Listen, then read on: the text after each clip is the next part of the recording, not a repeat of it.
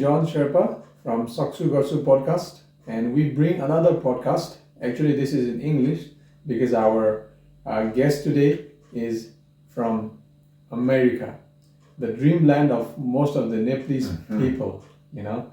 And I would like to welcome to this podcast our beautiful and handsome guest, Andrew.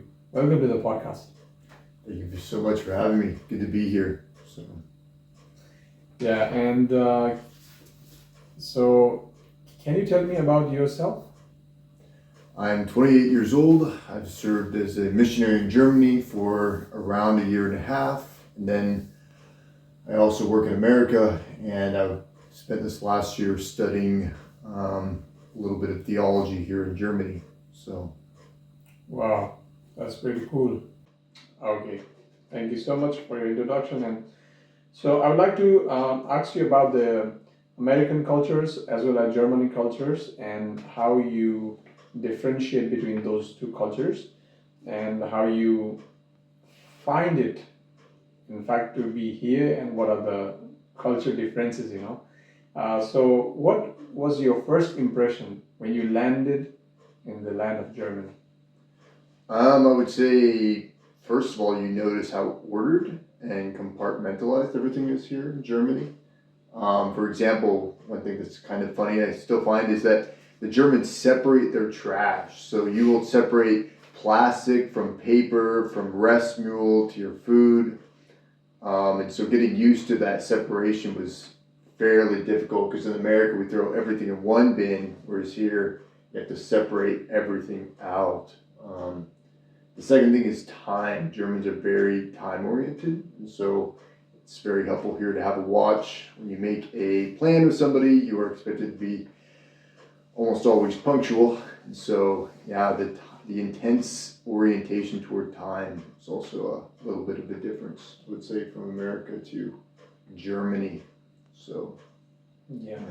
And I saw that you know pretty well German right now, the language. And at first, when you came here, was it very difficult for you?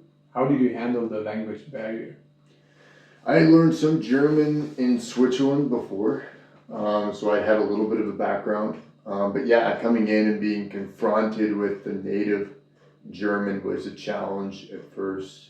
Then when you learn a new language, you also have to figure out, it's one thing to know that language, it's a second thing to be able to express it in free conversation, and that's just another step to language learning. So I just recommend that people, when you come to Germany or when you're learning any language, just be patient. So enjoy the process because it comes over time. It's not exactly a today to tomorrow deal. One man actually said, to learn a language, it's kind of like getting to know a girl. And it actually makes sense. It's a great analogy. When you start flirting with a girl, when you start getting to know her, you don't just say, "Hey, I like you. Let's get married tomorrow." No, you go through a dating phase of getting to know this girl. And it's the same way with a language. You take time with it. You get to know the nuances of it. You get to know how people speak it. I would say you have to get a little bit of a feel for the language before you can just start speaking it. But that's one of the beauties of going to the country, because you see you're not only exposed to language, but how people speak it in their everyday lives. So that's cool. That's wow. That's a cool thing. And can you tell me about one of your German favorite quote or some dialects that you like the most, and what does it mean to our viewers? I mean, a German phrase. Yeah. Up north, a friend told me this phrase that the Germans say. They say, "Das ist ja ein Hund in der Pfanne verrucht." What that means is that's a dog in the pan crazy.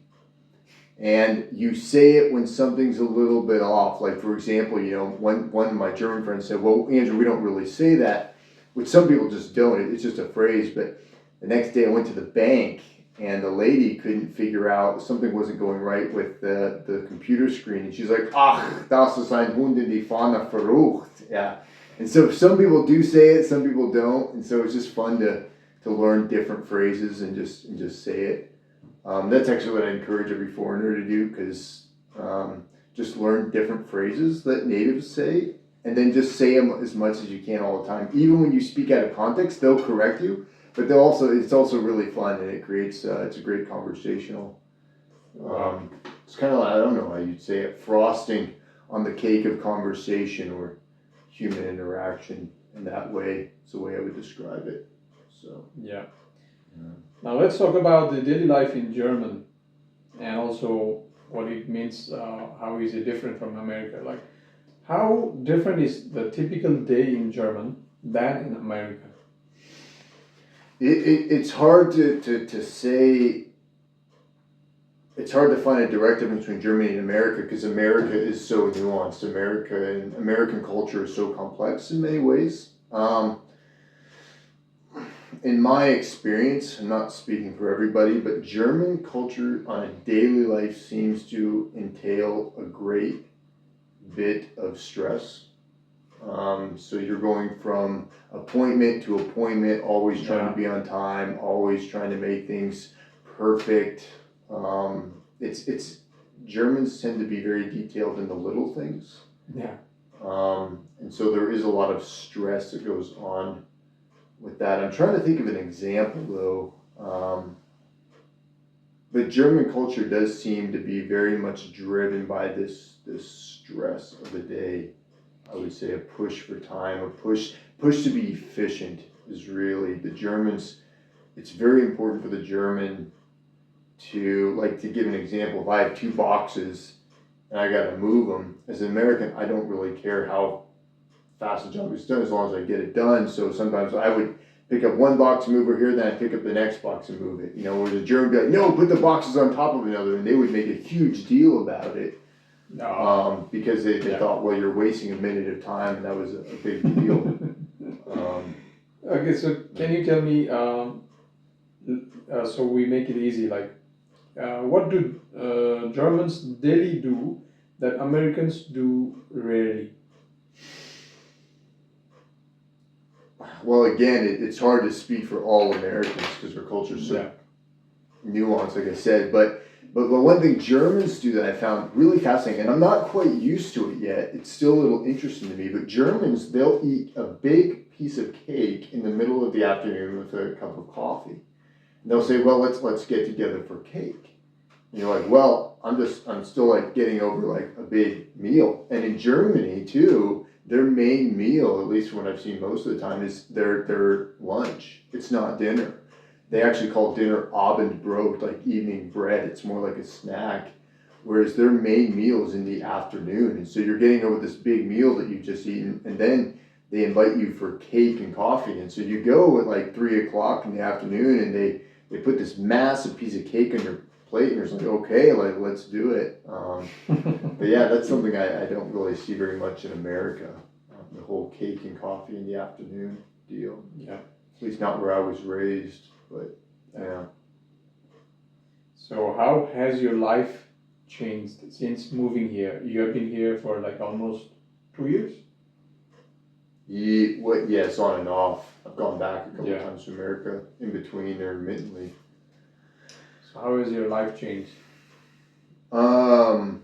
Well, it's changed in the sense of the jobs I was doing. I'm a missionary from America, so I was working with a church plant here in Breisach, and then this last 6 months I've been actually studying theology in northern Germany. But for example, here in Breisach, my life changed in the sense of I became extremely people-oriented. And so that just goes with the type of project we were running. We were running a multi-purpose room where people could just come off the street and just walk right in, and so you were always connecting with people. So that was a huge change. But in the sense it goes with German culture,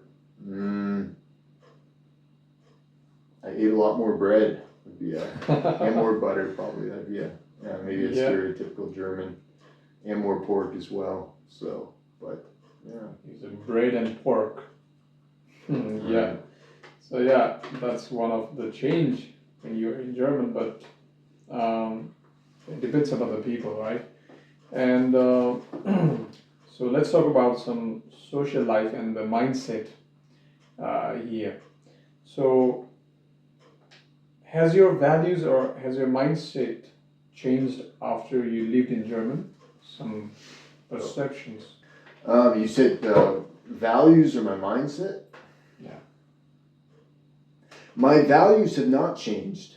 My mindset is probably deepened, but that's normal. When you go to another country and you spend any significant time there, your mindset will, in a lot of ways, change is a very interesting word. I would use more the word deepened, enriched Yeah. even. Okay. For example, like I would always try to listen to Germans and what they thought of their opinions. Germans are very much open with what they think about things, or oftentimes I've found ready to dialogue in either a political conversation or sometimes like a religious conversation. And so for example, my political mindset has definitely probably been deepened here by seeing the German perspective on things. I wouldn't say it's changed exactly, but more just maybe deepened. I see maybe another side, but that's pretty normal. If you're an open person, you want to learn about other cultures, you're going to be impacted. Sure. But the impact actually sometimes comes more when you go home because you found out you've changed in certain ways where people at home haven't, and so that's where you might see that more extreme where you've changed in your. Okay, let's make it clear, like what the Germans think about American. It's pretty nuanced. A lot of Germans I've met are very fond of America in general. They appreciate America. They will tend to always be extremely critical of our right wing. That is a pretty normal, consistent thing that I've found. Germans will be extremely critical toward the American right wing political party and then all the beliefs behind that. Germans do not, from what I've seen politically, understand the American idea of freedom, for example, when it comes to our amendments. Like, for example, the Second Amendment with rifles and the right to bear arms. Germans don't seem to just understand that in a sense. But I've had a pretty, for the most part, positive interaction with Germans. You have to be able to go into dialogue with the Germans and then like understand, okay, what are the differences between our countries, and then we can learn from both. That's one of the. It's actually, I think, really from Germany specifically, because Germany, in the mindset of the way they do life, for example, also, this is also political, but with insurance, like health insurance. Germany is a very socialistic society where everyone's required to have health insurance, whereas America's not, and that's also a big cultural divide, I would say, between the thinkings of both peoples.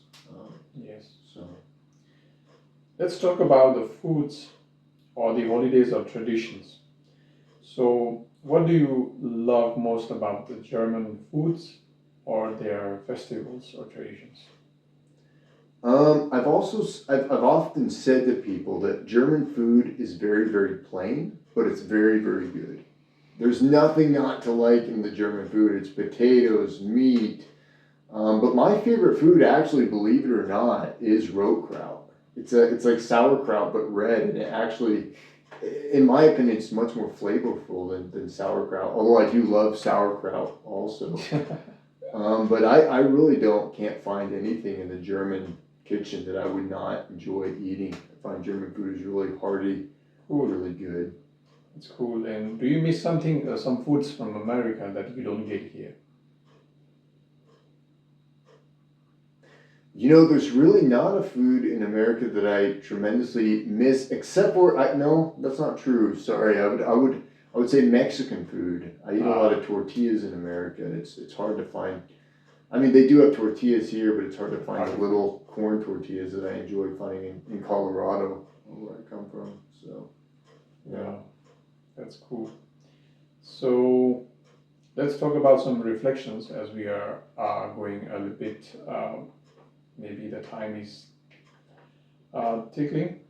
And what do you appreciate most about Germany now? When people ask me, what do I appreciate about Germany, I actually really appreciate and adore the German people.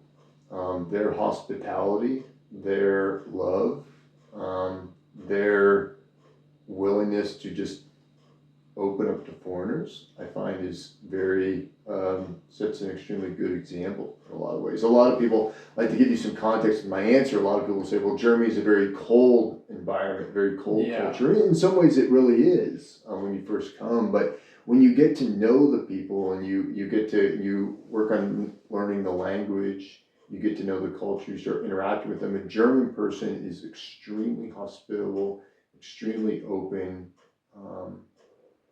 and they're just always there to help you. Like when you go to the grocery store and you need help, or you're at the train station and you need help, and you go to ask a German person, they will go out of their way to make sure you're in the right place where you need to be.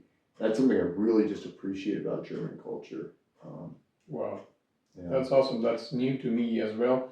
So, do you think Americans should experience the life abroad? In Germany or life abroad in general? Anywhere. It depends on the person. Depends on what the calling is of the person. I'm a Christian, so I believe that God calls us people where they're supposed to be. But I think in general sense, it'll deepen anybody. Whoever has the opportunity to go abroad, go spend a year in another country, spend a year overseas where you can learn the culture, another culture. It humbles you. It causes you to think more deeply, more nuanced. I would encourage any American to. Yeah, that's why. I mean, like the people, if they stay in one country, then they are like they have their one perspective.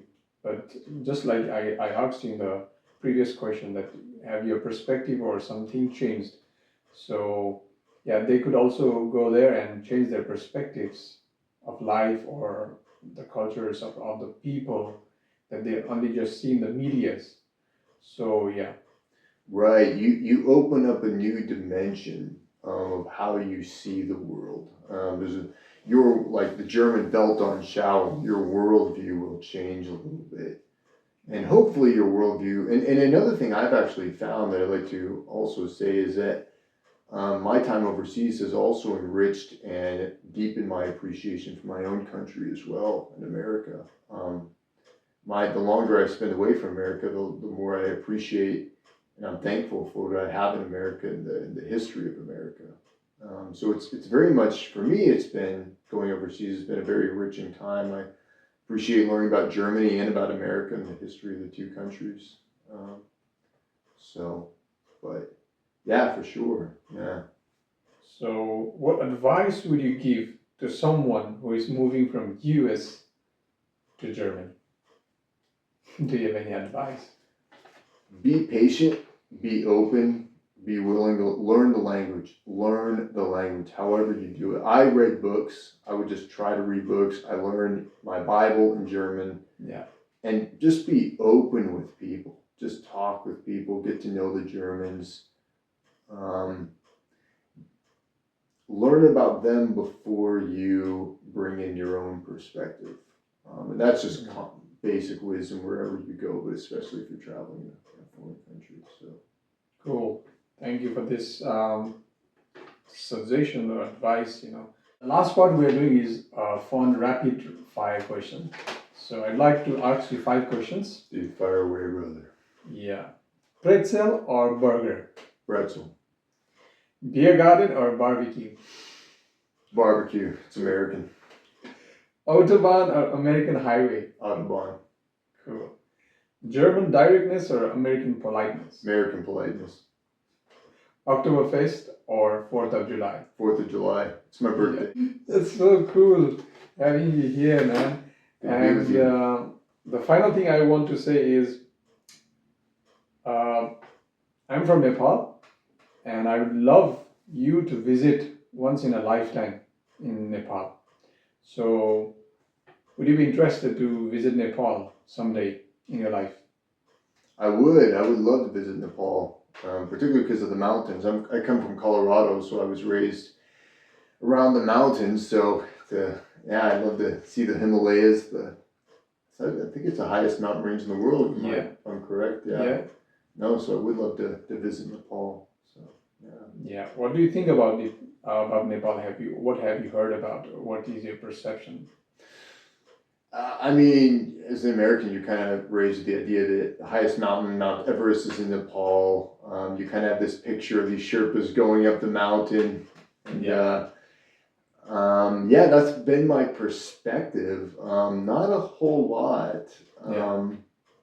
Other than that, my knowledge is very, very limited on, like we were talking today, I didn't even know that Nepal was more oriented toward India than it is toward China. So, yeah, ignorant on that one, brother. But, yeah. Cool. Thank you for being in the podcast, and I am sure that you all loved his conversation with me. And then thank you, and have a safe journey. You're having your journey to Americas very soon, so have a safe journey. And thank you very much, brother. Yeah. Can we say namaste to everyone? We say namaste like this in Nepal. Namaste. Namaste. Okay. Yeah. Namaste. Yeah. Okay. Cool. Yeah. See you guys in the next episode, and this is the third episode, I guess, from the Sakxu Garxu podcast. And I'm loving this podcast, and I will bring new guests next time. Thank you. Bye bye.